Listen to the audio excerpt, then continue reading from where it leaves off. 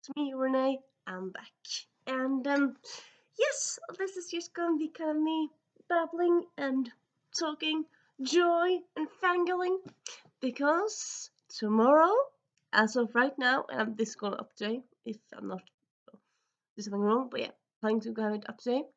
Tomorrow is the Percy Jackson and the Olympians TV series premiere on Disney Plus, and I'm so happy. I mean, I've been happy for a while, but like these last few days when I've seen more clips and more interviews, I'm jumping of joy.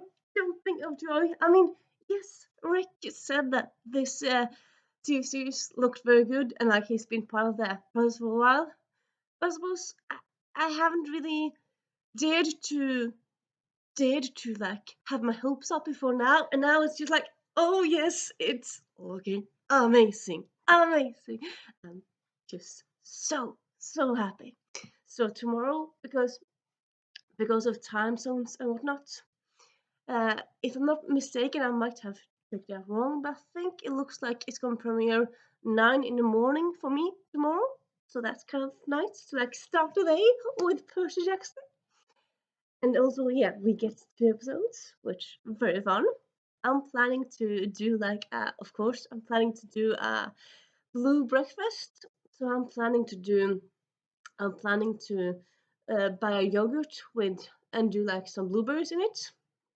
And then I'm thinking, yeah, you know what? I think I might buy a blueberry muffin because, yeah, I suppose blueberry is kind of thing that's most easy to do with blue, but I suppose you could do other stuff as well, like for breakfast. Yeah. And then I'm thinking I might get like, I'm not sure if I want to get a blueberry juice. I'm not sure if that is a thing. Probably is a thing. I mean, it's a lot of different things. But I want to do something drinkable blue as well. Though, yeah, that's a bit more difficult. I do actually have a tea with blueberry, but it's blueberry and cinnamon. And honestly, for personally, I feel like cinnamon doesn't really have a place in tea at all. Yeah, tangent, but yeah, tea and cinnamon, no. Why people like cinnamon and apple that tea taste? I'm like, what? I don't understand it. People are weird, but yeah. So tomorrow, the Percy Jackson is starting. I'm thinking I might like today's kind of gone a bit fast because I woke up late because yesterday I went board game playing for like 6 hours, so I got home at like 1 in the morning because it's not close to me the board game playing, and yeah, and also I didn't go straight to bed because even though I was tired, I ended up finishing a book. It just had 50 pages left still. So probably didn't go to sleep until like 2. So yeah, I suppose that's kind of the joys of being unemployable. That might seem a little bit. Yeah, in case you didn't know, no, I don't have a job, and right now I'm on the way to like being on welfare because my health, yeah, honestly, my brain can't handle work. And if you want to know more about that, I suppose I might do a new video about that, like talking more about it. But I did do one video. I have one video called NLD and me, and well, pretty personal. So in that one, I talk about a bit about it, and yeah. Anywho, it's fine. It's fine. It is what it is. And yeah, you know what? Right now I'm gonna take it back a bit. And I'm gonna tell about how like this whole Percy Jackson and me started. So I suppose with me, Percy Jackson, I did not start it when I was 12. This, I think the first book. When did the first book come out originally? I think it was like 2005. Yeah, 5. Yeah, I did not read then. I read some years after. So I was technically not in a target age when I was reading this for the first time because I mean it's middle grade book, it's written for middle graders. So I suppose the target audience is people in that age group. I think also like if you just like Greek gods, you probably also will like this. So I suppose also like I think you could say with like any book. Like most books are written with age group in mind, but also a person in mind. So like yeah, I would say if you like Greek gods, this is definitely a book for you. Sorry. But yeah, so my introduction to Percy Jackson, I was 16. It was well, I was 16. Yeah, I was 16. I was like I got it for Christmas, the first book, and it was in 2008. So it was like around the time when the movie that we do not talk about came out. So I suppose, as some people have mentioned uh, in other in other interviews and stuff, like yes, a movie adaptation can do a lot of things, but also one thing they definitely can do is kind of get the book to a whole new audience, because when a thing becomes a movie, it gets a whole new uh, set of attention to it and whatnot. So honestly, I didn't know about the Percy Jackson movie books before the movies. But I heard about the movies, and I think I just kind of also yeah I think I kind of seen the book in the bookstores. And I thought, you know what, Greek mythology, that one looks cool. So I put it on my Christmas wish list. I read it that Christmas, and yeah, changed my life. It did really change my life. Like for a while, like Percy Jackson was my everything. Like well, okay, so this was 2008. So like by then, had the first yeah I think probably like more or less the first series had like been finished then, or like there were some books out at least. So I read Percy Jackson and the Olympians, the ones that I could get hold of, and then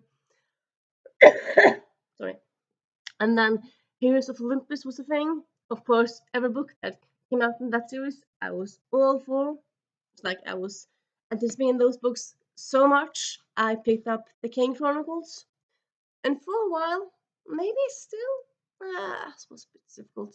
For a while, I kind of felt like the King Chronicles was a bit more my jam, even though I didn't have anything against Percy Jackson. I very much enjoyed the Kane Chronicles. I feel like some people kind of forget the Kane Chronicles. Some people feel like the Kane Chronicles are not as good as the Percy Jackson series, which I feel like yes, the Kane Chronicles is a trilogy and it's not like so big as the Percy Jackson world. And I suppose also in a way the Kane Chronicles is a part of the Percy Jackson world because you know that line from the first book in the Red Pyramid. But still, yeah, for a while I was kind of like very much into the Kane Chronicles, and I do still love that trilogy very much. And yeah, right now I suppose I wouldn't say that I love Percy Jackson more than Kane Chronicles. Do I? This is like me thinking about myself about what I love the most. I suppose it's difficult to say, but I still have I like also like yeah the Percy Jackson is just gonna be my favorite series of all time, and then the Kane Chronicles will be like 0.5% ahead of it, so it's not like a big difference there. Like it's not like yeah, it's like a big difference between my feelings for the two really. But yeah, right now we're talking about Percy. Percy. So Percy, I've read this book so many times. It's actually one of the books that I like when I got the first book, that fateful Christmas. I got it in Norwegian.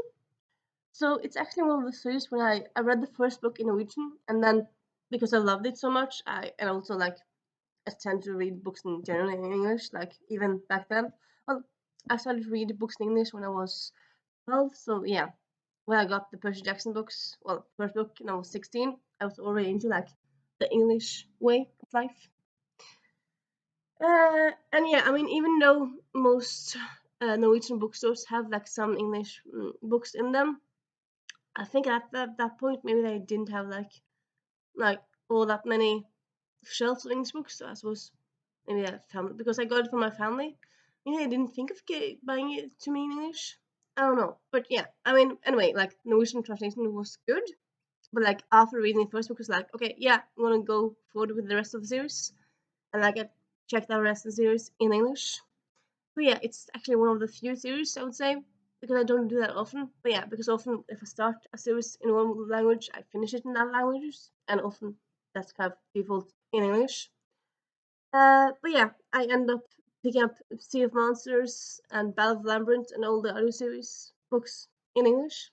So yeah, that's kind of fun fact for you there.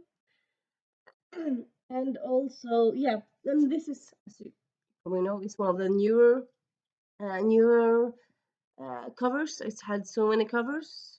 Uh, and yeah, for a while I had my original cover, and then I bought this one in English a few years ago.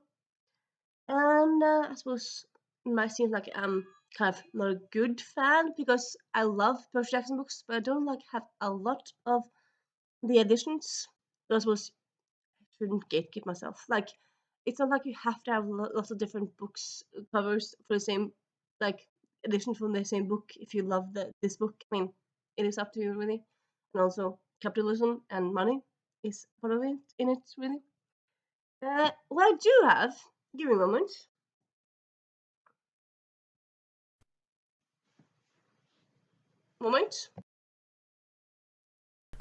Actually do have is I do have another version of the Percy Jackson book. I have this version, which actually, yeah, I bought the same. No, I think I bought it some years later. Yeah, I bought it some years later. But it is El Ladrón del Rayo by Rick Riordan. In case you didn't guess from that, this is the book in Spanish version. Because yeah, I hadn't thought about this for a while, but I speak Spanish. I mean, I've lived in Chile for 1 year. I've lived some time in Argentina. Well, I lived 1 month, 2 months in my Argentina. So yeah, pues mi español no es perfecto, pero todavía hay en mi cerebro. Y tal vez me voy a leer esto hoy o mañana, tal vez, no lo sé. Podría hacerlo. Bueno, en serio, aunque yes, I have it in Spanish. So yeah, that's kind of fun. I do have some other books in Spanish as well. I kind of want to do more of my Spanish again. I've been thinking of rereading this for a while, or like rereading some of my Spanish books. Haven't done that. I mean, goals and ideas, and then life happens. But I mean, it is the same book. It's just like in Spanish, and it's not like a huge book. So maybe I'll pick it up today, maybe. And yeah, so yeah, Percy Jackson. I love it so much. Um, like Percy Jackson. You know what? I'm gonna go a bit more into it. So you might ask yourself, like, why do you love Percy Jackson? Is it simply because it's about Greek mythology, which I think like everybody loves everybody. Well, a lot of people likes, and yeah, I do that as well. I don't know. I mean, for me, it is kind of like, and I mean, it's kind of cliche, but the humor in it's just top notch, so good. And of course, you just gotta love not just humor, but also that every book in like this universe, yeah, in like in well, I suppose maybe every book in Ukraine's offers most of his books has chapter titles, and not just like chapter titles. I mean, some books do have that, like some books chapter titles like The Morning We Met, or like The Fateful Day, or How It All Started. And those, I mean, I like chapter titles in general, but Rick Riordan's chapter titles, like the first one here, accidentally vaporized my pre-algebra teacher. I mean, that's it just hooks you so much. It's just so good, and you gotta love that. I also really like, yeah, this is cliche. Well, it's a cliche for a reason, but I also very much love how I mean, in the Percy Jackson world, the demigods they all have ADHD, and I mean, people with ADHD often they kind of full of us like think of themselves as people who are losers, people who don't manage stuff. Like Percy, the main character here, he has been to many different schools because he can't really do homework and school and reading. And it's also kind of fun, and also I suppose also good because it's kind of ironic have like a story about a person who doesn't really like to read. Percy is a book that a lot of people, reluctant readers, have picked up and like became readers because of that. So yeah, it's quite fun really and good. But also like how often people with ADHD kind of think of themselves as losers and people who don't have successful lives and don't do stuff. And in this world, people with ADHD are magical and go on adventures. So it kind of, I suppose it kind of, I mean, in the sense of the book, you're kind of just happy that the people with ADHD, they kind of get a happier ending, or like that they get like they do stuff and then they get accomplishments because they manage stuff because they survive. So spoiler alert, not everyone does, but like they do, like for a time they find a community in Camp Half Blood and whatnot. But also, you could also see it like as the people who read it. If you're a person with ADHD and you read this, you might think like, okay, so Percy, he has ADHD like me, and he manages to do difficult stuff. Maybe I can do difficult stuff. So yeah, I very much like that. But also in general, people with ADHD in books, I don't really feel like that's that common really. So yeah, that's quite fun really. And let's say something else. Yeah, also really like I feel like there's so many good dialogue lines in Percy Jackson, and one of the things that I love about books, like I've searched for about books, is dialogue lines and just kind of quotes. And it's just so many good quotes in this book. I mean, in the series, also this book, but also like the chapter titles, also like the first title, first line in most of them, like first line this one, iconic.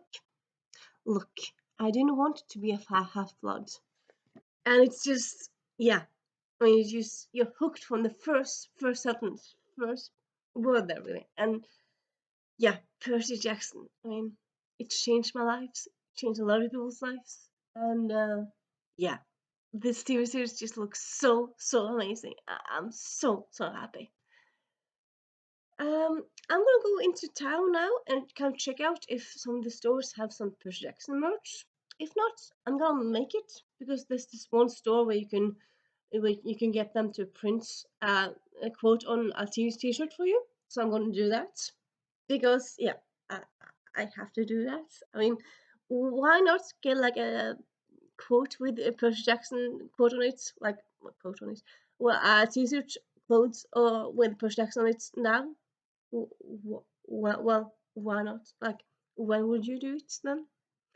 And yeah, yeah, I'm so excited. Yeah, very happy. And I suppose if you didn't know for some reason about this amazing book, if you haven't read it, check it out. If you didn't know for some reason it's becoming a TV series, check it out. If you don't have Disney Plus, I would say you should get that because I suppose it depends on who you are and stuff. But like, there's so much stuff on it. I feel like it's definitely worth it. And yeah, yeah. Let's finish my fangirling in there. I'll talk to you more soon. And bye.